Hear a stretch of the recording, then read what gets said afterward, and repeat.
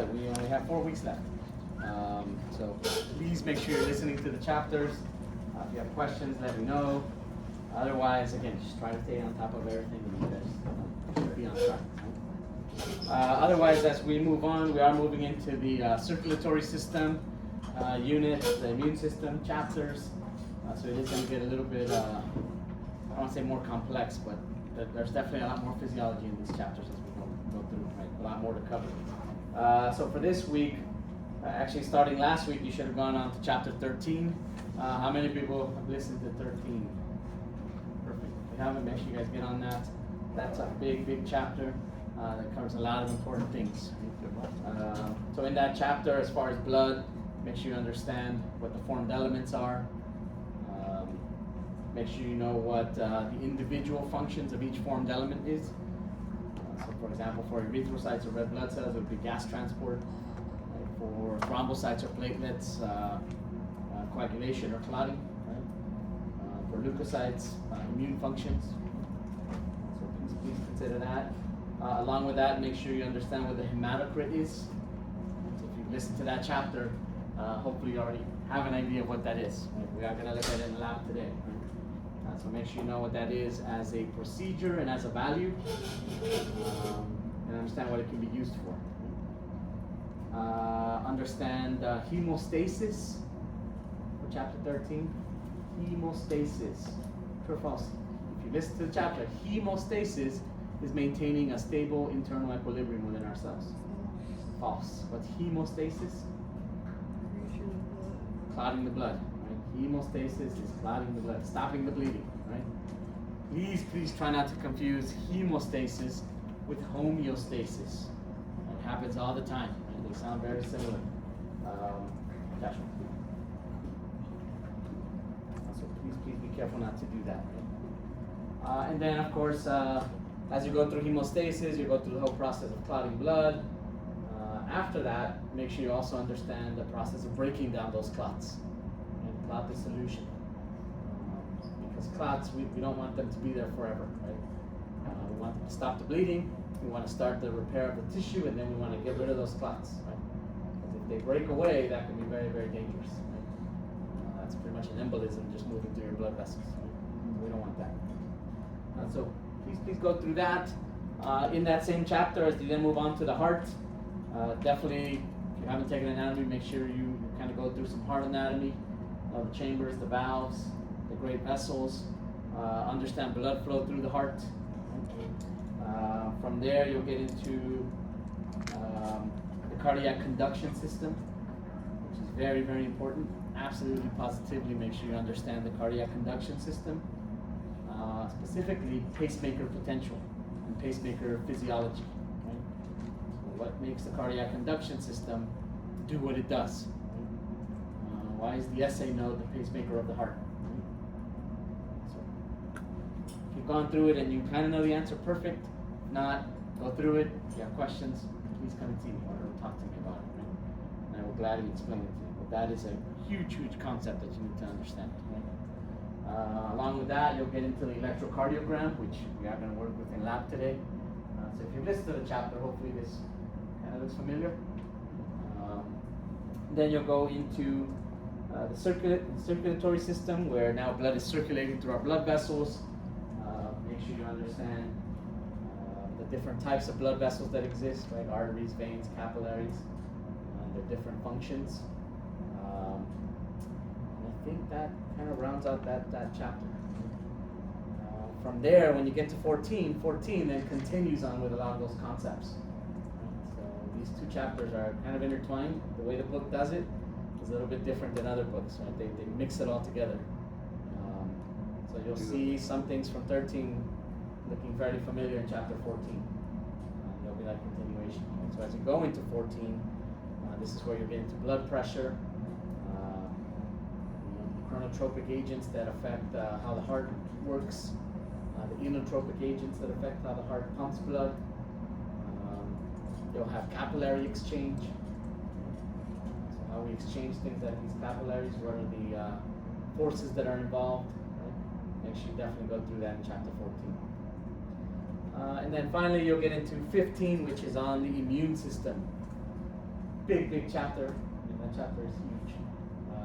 When you look at it in the textbook, the actual recording of the lecture is also going to be pretty big, but I try to condense it as much as possible. But there's a lot to cover, so it's still fairly long. So go through that. Again, if you have questions on that, please let me know. And the big things are to understand the lines of defense. First line, second line, third line. For the second and third lines, be able to differentiate non-specific defenses or innate defenses versus the specific immune response or the adaptive immune response. And as part of that adaptive response, make sure you understand that T and B lymphocytes are the primary cells involved. T and B lymphocytes, or T and B cells. And then once you get into those things, definitely know what cellular immunity is versus humoral immunity. As usual, if you have questions, let me know. Otherwise, those are going to be the chapters for exam 3, 13, 14, 15. So please make sure you stay on top of those chapters. With that, there is a discussion that opens today. It opened at 8. We'll close on Friday at 11:59. That discussion will cover chapters 13 through 15. So 13, 14, 15. So please go through those chapters as soon as you can, and then make sure you complete that discussion before the deadline. The quiz on Wednesday, quiz 3, will cover chapters 13 and 14 only. And quiz 3 on Wednesday will cover chapters 13 and 14 only. Please make sure you have your Scantrons. Please make sure you're ready for that quiz in the first 10 minutes of lab. Any questions on that? All right. After today, we kind of take a break from Connect for a while. So we do have a few Connect labs today. But after today, it's going to be a lot of handouts. So we'll kind of do a break from that. And then we'll come back to Connect labs in week 7. And that'll be pretty much it. Any questions, comments, or concerns on any of that?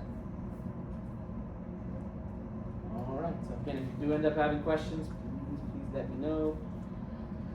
With that, as far as our labs today, these labs are all about blood, kind of the circulatory system, and how some of these things are going to work. Right? As far as objectives, I'm kind of going to go in order of how I have it on the board, but when I start, I'm going to start with this. Because I want you to complete this first and then move on to the other stuff. So as far as objectives, 1, understand how blood types are conferred, or understand what produces blood types, and be able to use an agglutination reaction to identify unknown blood types. Understand how blood types are produced, and be able to use an agglutination reaction to determine unknown blood types. Understand how blood types are produced, and be able to use an agglutination reaction to identify unknown blood types. 2, understand what the hematocrit is. Understand what the hematocrit is. Understand what the hematocrit is. Be able to interpret the results of the hematocrit lab with regards to blood doping. So understand what the hematocrit is. Be able to interpret the results of the hematocrit lab with regards to blood doping. 3, know how blood pressure can be measured. Know how blood pressure can be measured. Know how blood pressure can be measured. And be able to interpret the results of the blood pressure lab. So know how blood pressure can be measured and be able to interpret the results of the blood pressure lab. And then finally, the last one, understand what an ECG is, or electrocardiogram.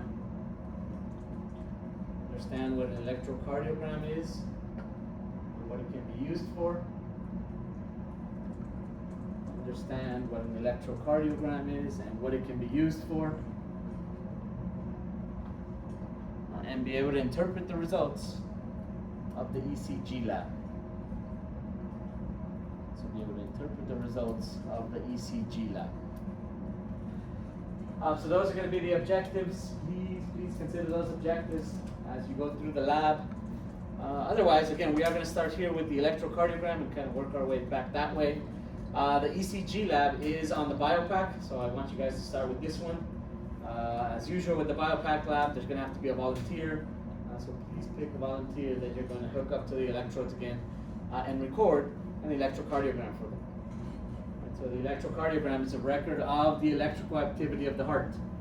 Right, so as the heart does what it does, right, beats, there are a lot of depolarizations and repolarizations that can be recorded, the signals amplified, and then shown in a graphical form.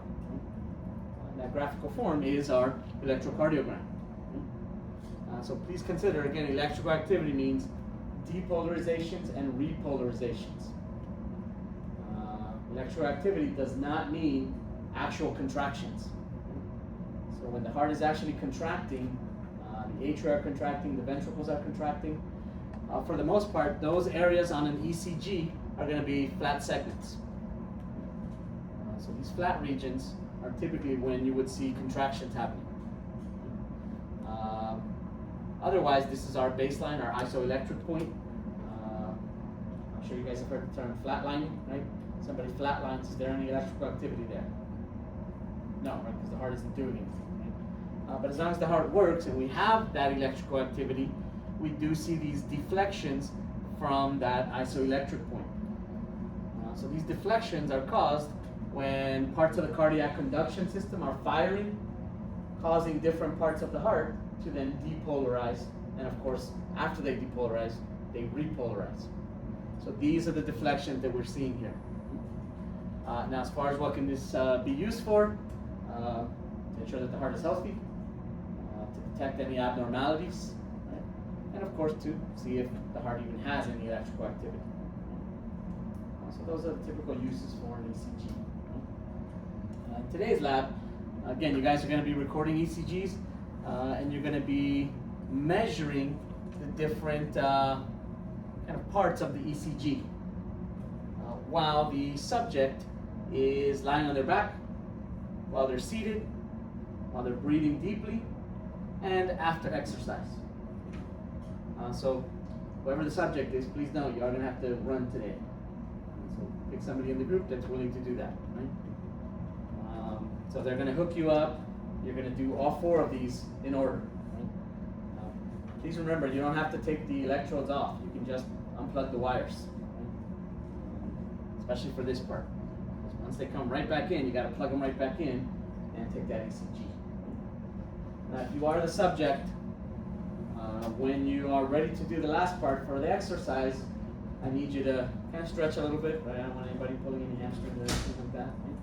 Right? Once you stretch, you're going to exit the door, go down the stairs, and I need you to be kind of running. Right? Carefully go down the stairs. Once you're down the stairs, I want you to go all the way across to the other stairwell on the other side of the building. Okay, you should be running. When you get to the other side of the building, go all the way up the stairs to the third floor. Once you get to the third floor, run all the way across the building and come back down to the second floor and then back into the class. Right? Once you do that, come back in and get hooked up to see if there are any differences in the ECG. So down, run across, run all the way up, come back across, and then come back to the classroom.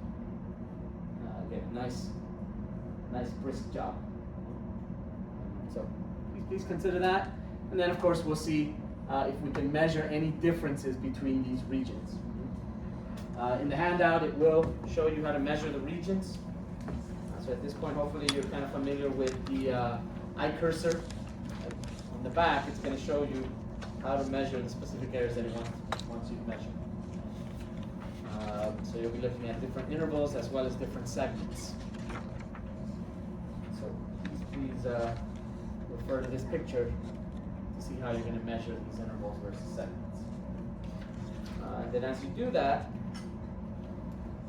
you'll fill in the data tables and then answer questions D through M. D through M. Please start with this. There's quite a bit of data to collect. In the past, we've run out of time with this, because we would do it last. So this time, I'm going to start with this first. So, if you have any issues, call me over. As far as heart rate, you'll be able to measure that on the BioPack. Right, you're just going to measure the number of R peaks in a 15-second interval. Right, depending on how many R peaks are there, you multiply that by 4, and that'll give you your heart rate. Does everyone understand that? Otherwise, you can go for 30 seconds and multiply that by 2. So, please consider those things. If you have questions, obviously call me over. If you didn't get a handout, make sure you grab a handout. Okay? Otherwise, you probably already know that there will be differences here, especially as you go from supine to after exercise. Because in general, even from these two to this one, what's going to happen to the heart rate? It's going to increase, right? So some of these little intervals and segments will get a little bit shorter because the heart is now working faster. That's one of the things that we should see. But we'll see. So please start with this one. Again, if you have questions, call me over and I can help you out. Otherwise, from there, we move on to the blood typing portion of the lab. I want you to do this second because this is physically done in the lab. Right? The last two that are listed here are Connect labs that if we don't get to today, you can finish when you get home. Right? But make sure you complete them today. If you can do it during lab, please do it during lab. But going back to our blood types are genetically determined. These are based on the genes that you inherit from your parents. How many people know their blood type? What's your blood type? A positive? B. Oh, B positive. Perfect. A negative. A negative? O negative? That's a good one. B positive. I mean, they're all good. They're all good, but do you get a lot of calls to donate blood? I do. Yeah. O negative. We'll see why here in a second, right? So again, these are genetically determined based on the genes that you inherit from your parents. As you inherit those genes and as your erythrocytes are being produced, for our blood types, there are two things that I want you to focus on. The first thing is the antigen. Right? The antigen is essentially a surface-bound protein on our erythrocytes that determines your blood type. And so depending on the antigen that's on the surface of your erythrocyte, that's what will determine what your blood type is. Right? So notice our different blood types here. We use what's known as the ABO groups and the RH system. The ABO groups are essentially the antigens that can be found on the surface of our erythrocytes that will determine the type of blood that you have as far as A, B, AB, or O. Right? So that's what the ABO groups are for.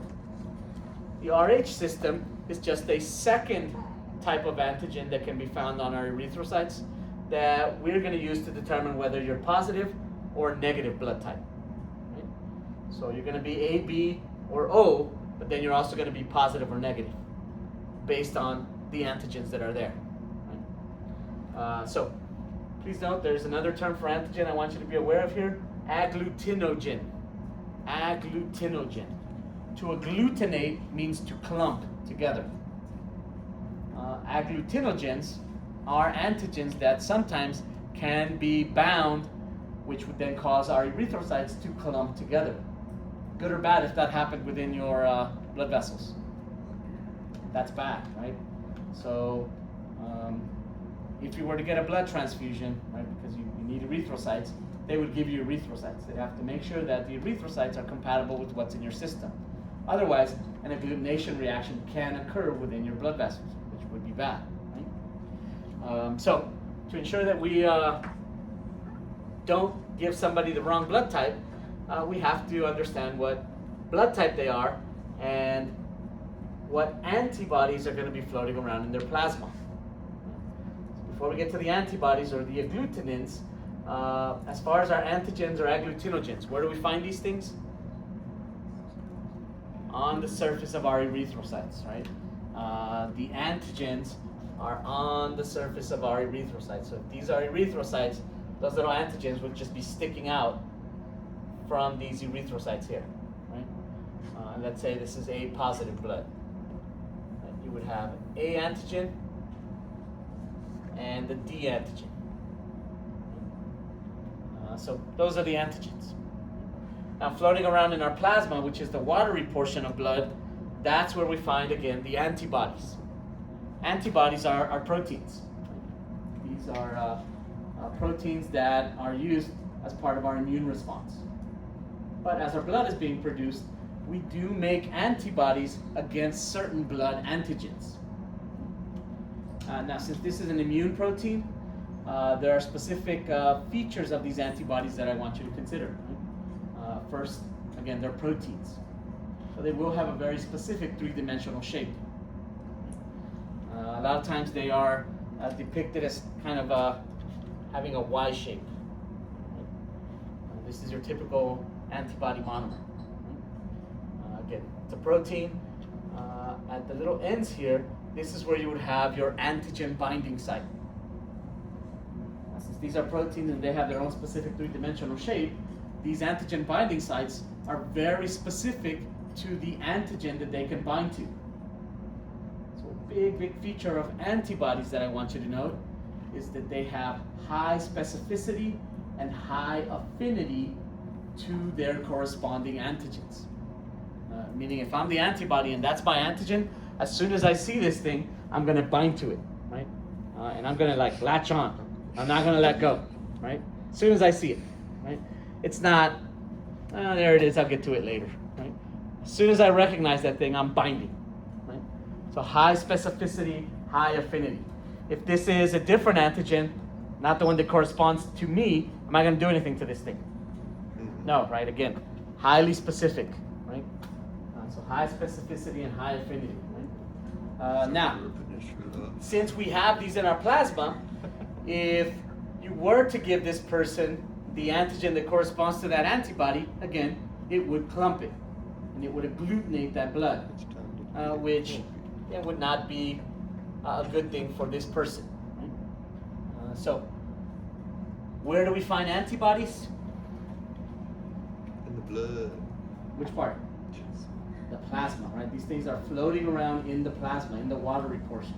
Where do you find the antigen? On the surface. On the surface of the erythrocytes, right? So, considering that then, here's the table that I want you to become familiar with. Right? So again, on the table it shows us the blood types as far as the ABO groups, and then it shows us whether this individual is positive or negative, based on whether or not they have that D antigen. So now going back to our blood types, if you're a blood type A individual, these are now representing the antigens that would be found on those blood types. So again, blood type A would have the A antigen on the surface. Here are then the antibodies that would be found floating around in the plasma. So again, if we're a blood type A individual, notice the antibody that would be present. Anti-B. Anti just means against. Right? So when you see this written like this is against the B antigen. Right? So who would this antibody bind to? A or B? A. Anti-B. So it would bind to the B antigen, right? So that's what you would see in a blood type A individual. Now, really quickly, if you go to the positive part just means that it also has the D antigen on the surface. If we have that D antigen, notice we don't make antibodies against that. That wouldn't make sense, right? You would be attacking yourself, right? So A positive individuals would only have anti-B antibodies floating around in their plasma. Does that make sense? If you're blood type B, it's a B positive. And again, you would have the B antigen and the D antigen. What would be the only antibody present? Anti-A. Now, if this is anti-A, what antigen would this attack and bind to? The A antigen. Right? Going to type AB blood, again, let's say AB positive. AB blood has both the A and the B antigen. So these are genes that sometimes there are two dominant genes and they're expressed equally. They're codominant. Right? So they both show up. And this is what confers that AB blood type. Notice as far as antibodies though, they don't have any. Right? They don't have any as far as anti-A or anti-B. Does that make sense? Yeah, right, because if it had either one of those, what would be happening here? It'd be clumping. Yeah, it would be attacking itself, right? So we don't want that, right? So if you're a type AB blood type, you don't have any blood antibodies. Since we're positive, do we have any antibodies here? No, right? If you're type O, notice antigens, none. Please note, this none means we don't have A or B antigens. There is an antigen there, it's just not A or B. Remember, A or B are the most recognized blood antigens. There's something still there, though. There is a little glycoprotein sticking out of the surface here. It's just not A or B. As far as antibodies, oh my goodness. Which antibodies would be present in a type O individual? Anti-A and anti-B. And again, if they're positive, there would be a D antigen as well. No antibodies against that. Well, now if we go to the negative blood types, if we are A negative, what antigens would be on the surface of that erythrocyte?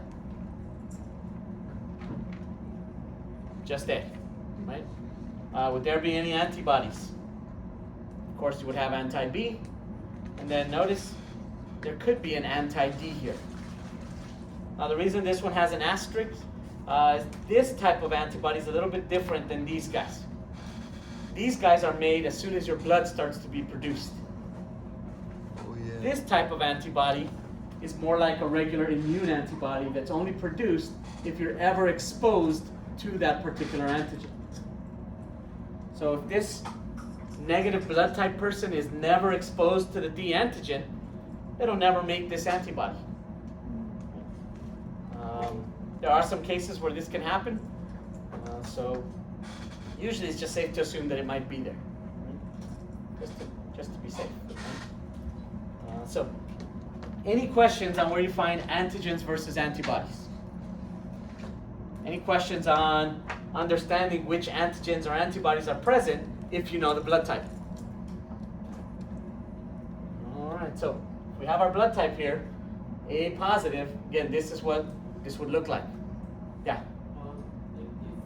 Like O's, I know like O's the reversal of program. Mhm. If you give that to someone, say with A, like the A antibody be like their blood. So when you get a blood transfusion, unless it's a whole blood transfusion, you're only giving the person erythrocytes. Because usually if they're losing blood, the concern is that they're not going to have enough erythrocytes to transport oxygen. So you want to replace those erythrocytes so that it can move oxygen throughout their body, right? Again, usually unless it specifically says whole blood transfusion, you're just getting erythrocytes or giving erythrocytes, right? So if we just go back to that example, what would, let's say, an O negative blood cell look like? There's my little erythrocyte. If it's O negative, would I have any antigens on it? Not A or B. Not A or B, right?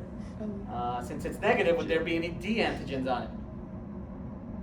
No. So if I put this blood in this person's bloodstream that's A positive, would there be anything on the surface of these cells for that antibody to attack? No. So I can put this right into their bloodstream and it would be perfectly fine. They would be able to use it to transport oxygen, right? There wouldn't be any reactions here. And that's why O negative is the universal donor. Right? They can donate to anybody because it's essentially a cell that doesn't have any of the typical blood antigens. Right? Does that make sense? What else can we give this person? Here's the thing with these questions, right? If you already know the blood type and they're asking what can we give them, that should be your first answer. You always want to give them their blood type first, if possible. Right? So if you see a question like that on the exam next week, wink, wink, right? That's your first answer. After that, you have to figure out what else you can give them. Right? So if they're A positive, what can we give them? We can can give them A positive. Can we give them A negative? What would an A negative cell look like? Here's an A positive cell. Here's our O negative. What would A negative look like? There might be one of Can we put that in their bloodstream? So if I put this cell here, is there anything that this antibody can attack on that cell? No. So here's another kind of general rule. If it's a positive blood type, it can receive both positive and negative. If it's a positive blood type, it's going to be able to get positive and negative blood types. So if this was O negative, right, we know we can give them O negative. Can we give them O positive? There's O positive. Can we put that erythrocyte in this person's bloodstream? Would this attack anything on that cell? No. So it can also get O positive. So that A positive person could get A positive, A negative, O positive, O negative. Does that make sense? What if we go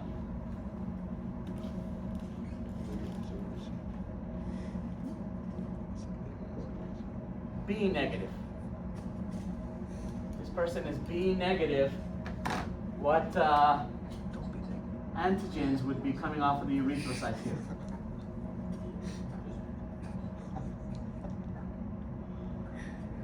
Just B, right? What antibodies could possibly be floating around in their plasma?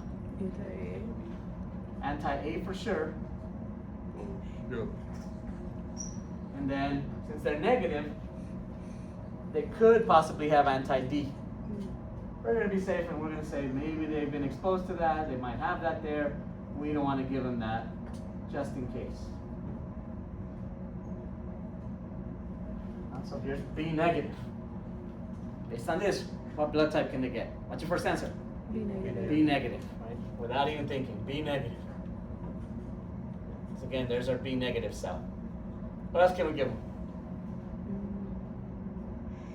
O negative. Oh, what? Negative. O negative. O negative looks like that, right? So we can put that in their bloodstream and nothing's going to happen. What if we gave them A positive? It would have something to attack. If we gave them A positive, both of those antibodies, if that one's present, would then be able to attack that cell. And as they attack those cells, they would eventually clump them all together. As they clump them together, again, that's what agglutination is. And again, we don't want that happening in someone's bloodstream. Does that make sense? Any questions on this? So what if the person was AB positive? AB positive. What would that look like?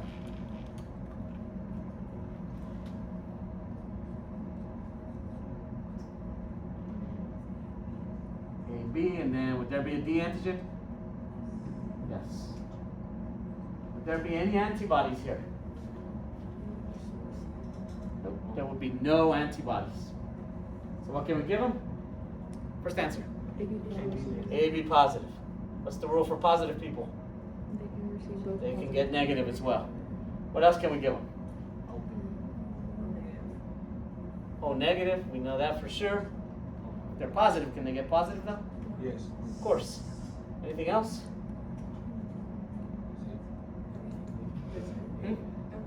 Everything. You can give this person everything because do we see any antibodies here? There are no blood antibodies here. So you can put any erythrocyte into that person's bloodstream and they would be just fine. So AB positive is considered the universal recipient. Whereas O negative was the universal donor. But what if O negative needs a transfusion? What would an O negative cell look like?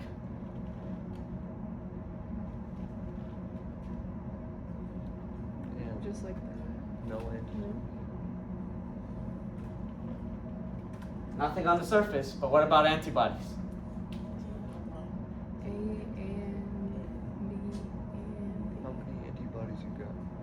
only O negative? So it could possibly have all three antibodies, right? Because again, we don't know about the D antibody, right? So it could possibly have all of them, so what can we give O negative? O negative. Only O negative.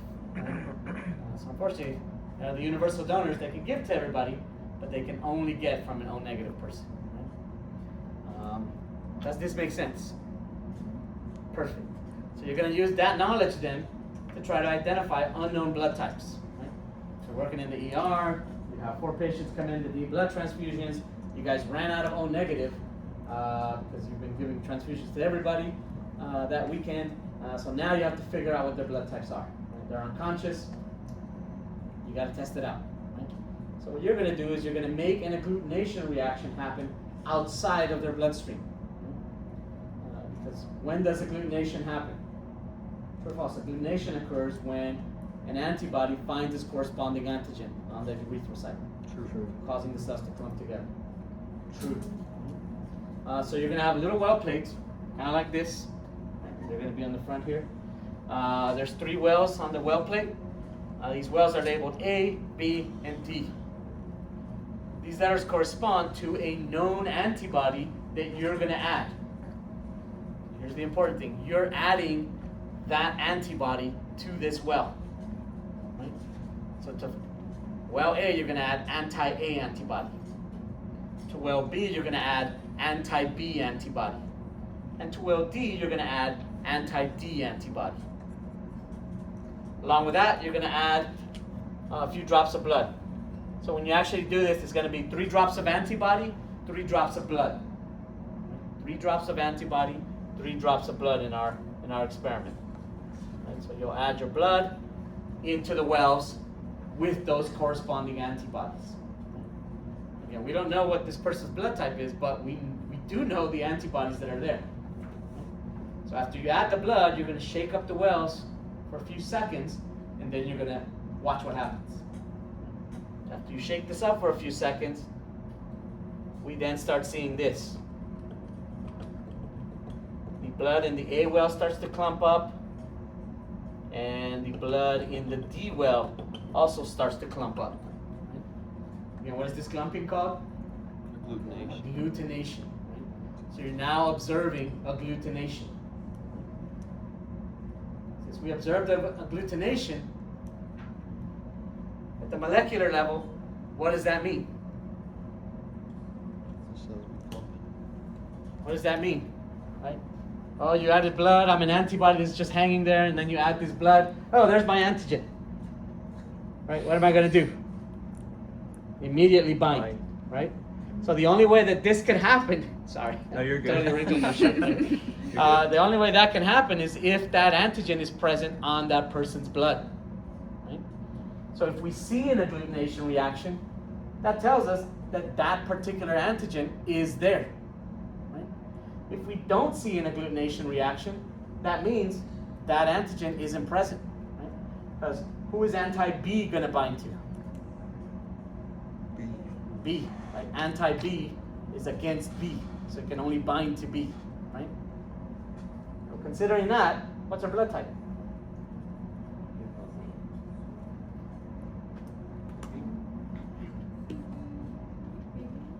Any others? Anybody disagree with A positive? How many people think it's A positive? Raise your hand really high. I'm gonna sit this one out. How many people don't know? We got A antigen, we got B antigen. So like 3 people said they don't know. Wait, there was Nobody a said it glut- was A positive except for A. B Wait, positive? there was agglutination. Think about what's A happening. and D. We added antibodies, known antibodies, to the wells. We then added these unknown samples of blood. This is from one person. Okay. Like I'm unconscious on the table, you drew some blood, and you added it to all 3 of those wells. Would be negative, because Wait. Or B negative?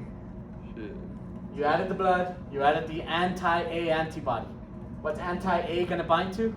A. The A antigen. We saw agglutination, which means is the A antigen present. Yeah, so if we have the A antigen present, there's 2 possible blood types it can be.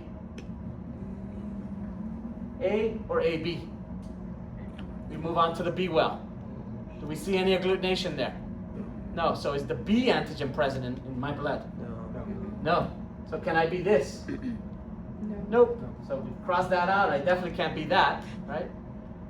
So far, what's our only option? A, because we saw agglutination there. And then this is for the positive or negative, right? Yeah. We had an anti-D antibody, and again, we saw agglutination. Which means, which antigen is also present on my erythrocytes? The D antigen, which means I'm positive blood type. So in the end, what's the blood type? A positive. A positive. What kind of blood can I get?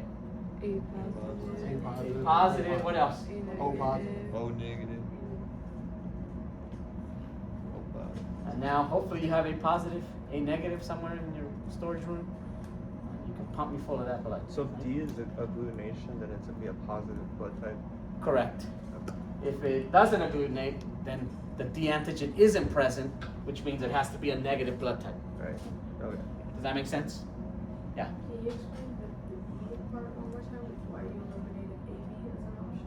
So if the B antigen isn't present, it cannot be AB blood, right? Because in order for it to be AB blood, both of those antigens have to be present, right? Okay. Does that make sense? And it wasn't like coagulated? Agglutinated. Aluminum. Please note, coagulation and agglutinations are completely different things, right? But coagulation is blood clotting, right? This is literally just clumping up erythrocytes, right? Agglutinated. So, let's do another one, just to make sure we get this. So you add your blood to the wells.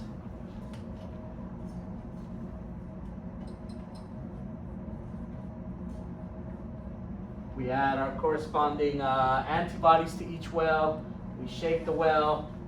In this case, we only see this. What's the blood type? B what? Do we see any agglutination here? So can there be a D antigen? No. So if there is no D antigen, what's the blood type gonna be? Negative, right? So what kind of blood can this person get? B negative. B negative, and what else? O negative. Well, we ran out of that, so we need to give him this. Does that make sense? What if they all agglutinate? A, B, B positive. If they all agglutinate, A, B positive.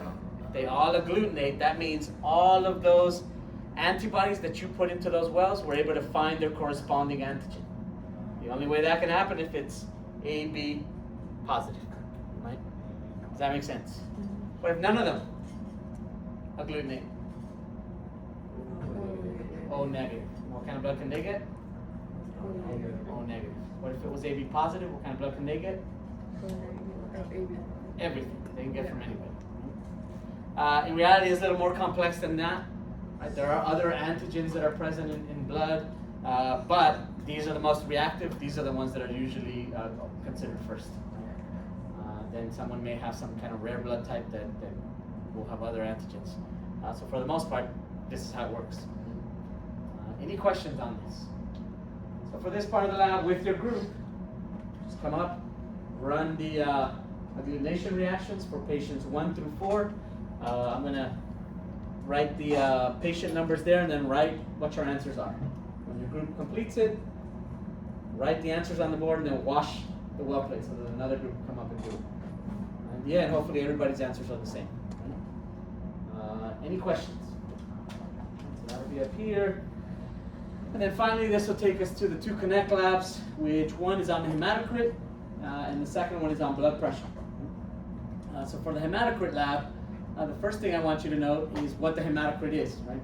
So as a procedure, the hematocrit is simply just taking a sample of blood, usually in a small little capillary tube, and centrifuging that sample of blood.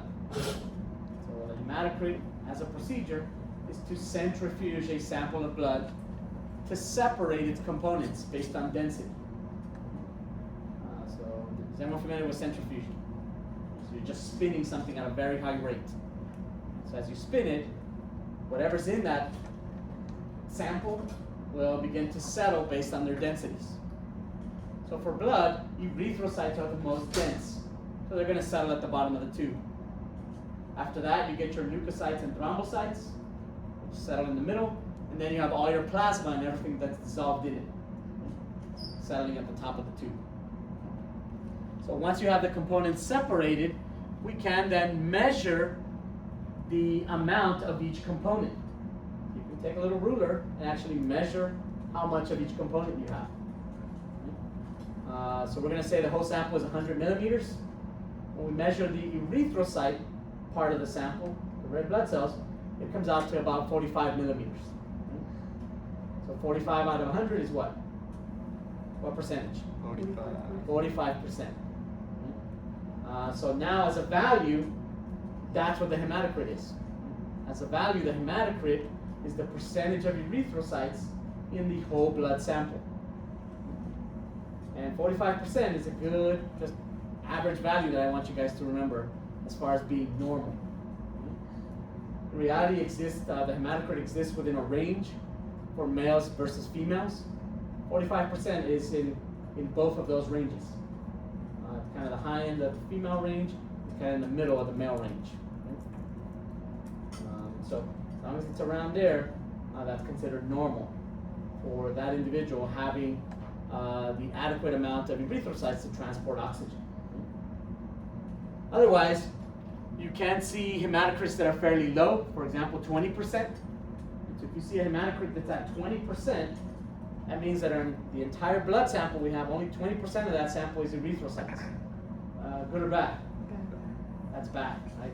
As far as oxygen carrying capacity, what can we probably say with a hematocrit like that? High or low? Very low. Low, right? What could be the cause of these low hematocrits? What condition might this be? Anemia, right? Where this person may not be producing erythrocytes for one reason or another. Or you can see hematocrits on the other end of the spectrum. Let's say 65%. 65% is really high. Right? So in these cases, now you have too many erythrocytes. This is known as polycythemia. And again, there could be various reasons for this. In our lab, the reason is that these are athletes that we're testing, and we're testing to see if they're blood doping. So as an athlete, blood doping means you take a hormone, erythropoietin, to make you produce more erythrocytes. If you have more erythrocytes in your blood, are you able to carry more oxygen? Absolutely. To an athlete, is that beneficial? Yes, right? It's going to make their muscles work better, work longer, work more efficiently. Unfortunately, that's not legal. Right? How many people have heard of Lance Armstrong? Walking on the moon. Taking EPO, right? Oh. So, in our Connect lab, you're going to have a control. Remember, controls are there for you to compare. Make sure that values are going to be either positive or negative, right? And then you're going to have 3 subjects. And you're going to do a hematocrit on those 3 subjects to determine whether or not they're blood doping. Based on your values, comparing that to your controls, you should be able to determine that. Again, the Connect lab is taking like 5 minutes. Once you're done though, call me over so I can verify who was blood doping. Any questions on that? As far as the definitions regarding the procedure versus the value? Yeah. So you said blood doping is when it's high? Yes, the hematocrit should be higher than 55 or so. So they have more capacity for Carrying oxygen. carrying oxygen? Yeah. If you have more erythrocytes, you can carry more oxygen. And that's good for sport. Absolutely, right? You can run around for longer. Your muscles are going to work for longer, right? Can you achieve that naturally? You can. You can train at altitude, or you can train with like an altitude mask, which means you're just not getting enough air as you're training. So that'll give you the same effect, but without taking the hormone. So that's legal. You can do that. That's dope, that's some controversial. Absolutely, right? If you have too many erythrocytes, right? If the hematocrit get excessively high, this will increase the blood volume, which can increase blood pressure, and that makes your heart work harder. So yes, you're carrying more oxygen, but now your heart is working. Your heart will eventually like slow down. It could potentially stop. Yeah, which is not good. How do you determine if someone doesn't want blood dumping or if they're trained to increase the So they can check for the hormone, the levels of the EPO, right? So you should have a natural level of that, right? But if it's higher compared to what it should be, then they would also do this to kind of see both of the values, right? Whereas if you're training naturally, you probably publish that as an athlete to make sure that people know that that's what you're doing. There was a boxer a long time ago, Vargas. He would always train up in the mountains, in Big Bear, right? Like a month or so before fighting. Essentially, he was trying to do this without taking the hormone. De La Hoya, you're familiar with that? He used to do the same thing. Tanjiro Kamado. Tanjiro Kamado in Demon Slayer. He spends 2 years training at the top of the mountain. He did, yes. Stop flying. If you don't know what I was talking about, watch Demon Slayer. Any other questions on hematocrit? All right, moving on to the last Connect lab. This is going to be our lab on blood pressure. So as far as blood pressure, this is literally the pressure that your blood exerts on the blood vessel walls. Right? This pressure is due to how much blood volume you have, how strong the heart is pumping. Right? So the more volume and the more the heart pumps, the stronger or the higher the blood pressure should be. Right? So how many people have ever had their blood pressure taken? So what's typical blood pressure values? 120 over 80, right? With 120 being your systolic pressure and the 80 being your diastolic pressure. Systolic pressure is the pressure that is produced when the ventricles of the heart are contracting. So this is why it's higher, right? The ventricles are actively pushing that blood out into your vessels, into your arteries. Systolic pressure is lower because this is pressure that's recorded when the ventricles are now relaxed. Right? So there's nothing pushing that blood into the arteries anymore. So you guys are going to do a Connect lab where you measure these blood pressures kind of the old-fashioned way, using a sphygmomanometer, which is the blood pressure cuff that you have to manually inflate, and then using a stethoscope to listen to for the carotid cuff sounds. So if you've ever had your blood pressure done the old-fashioned way, right? I mean, even with the machines now, it still does the same thing, right? But it's just all automatic, right? So they put a cuff around your arm, around the brachial artery, and that cuff inflates. The whole point of that is to collapse the brachial artery and to stop the flow of blood. So you would inflate this to a pressure that you know is higher than normal. Right? So again, what's normal? 120. So you would set this pressure to like 135. That's definitely going to collapse that brachial artery. Once you get to that pressure, you then slowly begin to deflate the cuff. And this is where, with a stethoscope, the old-fashioned way, you would listen for when that brachial artery opened up again. That first sound that you hear is when that artery begins to open and blood starts to flow again. Again, those sounds are carotid cuff sounds. And you would listen for a few seconds until the sounds completely stop.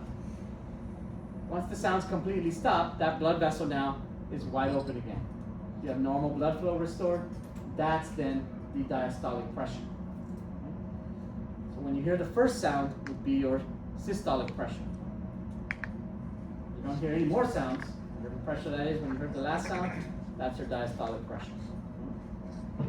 So you're going to be measuring blood pressures for subjects that again are in different positions, right? Lying down, sitting down, standing upright. And you're going to see where it's higher and where it's lower. When do you suppose it's going to be lower? Standing up after exercise, lying down, sitting down, Laying down. laying down. Why do you suppose it's going to be lowest when you're lying down? More gravity, right? Gravity. You're relaxed, but also you have to consider gravity. Right? If you're lying down, is your heart pumping above it? No, everything is going to be on the same level. So it doesn't have to exert as much pressure to move that blood throughout your body. Whereas if you're sitting up or standing up, now you have to go against gravity. So that they exert more pressure to move blood throughout the body. Sometimes they make you like put your feet up. To make it higher, I don't really know which effect it has, but I'm not sure why they would do that, yeah, or what the situation would be where they would do that. I think it's for low blood pressure. Maybe they're just trying to get more blood to flow back into the major arteries. Could be that. Right? I have to look that up. Has anyone experienced that before? No? I've had really like a low blood Really pressure. low blood? I don't know if it's like to get blood to the brain or Could be. I mean, were they lying down or sitting? they were lying down, but they had to Oh, like, okay, then lift yeah, it. they're just trying to get the blood to flow back down. So, please consider these. Again, make sure you know these terms, know the actual procedure, and definitely know what those sounds are. The name. Now they just plug the little thing on you and it just gives you a readout. Probably will never hear these. But we still need to know, right? You still need to know them, right? On the Connect lab, turn the volume up because it will produce the sounds for you. Right? To hear those. Otherwise, again, when you're done with this, call me over so I could ask you a few questions, and then you are good to go. Any questions, comments, or concerns? All right. So again, please start with the electrocardiogram lab, and then go in whatever order you want. If you didn't get a handout, please grab a handout. Otherwise, again, the laptops are there, biopacks are on the table. Anna. Maggie. Larry. Alright, Larry. You gotta go You said you could do it. Dude, I would bust you, bro. I'll shorten them, bro. I'll take off my shoes, bro. You watch it in English or the? I watch it dubbed. Yeah, that's for that. You watch it in English? No, I went with the subtitles. Oh, it's cool. Like, that's the proper way to do it. He asked me to watch it. It